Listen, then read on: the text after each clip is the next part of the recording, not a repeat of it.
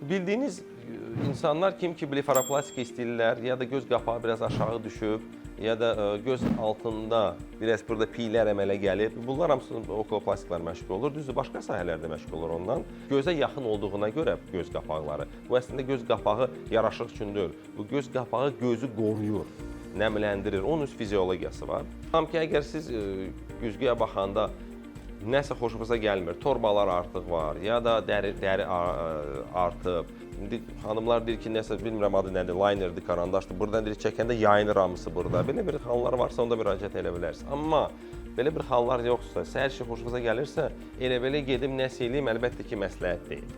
Adətən ptoz xəstələri, yəni ki, göz qapağının bir balaca aşağı düşməsi ya çox düşməsi, bu insanlar daha erkən yaşda müraciət edirlər. Çünki kosmetik cəhətdən fərq çoxdur gözlərin arasında, xoşlarına da gəlmir.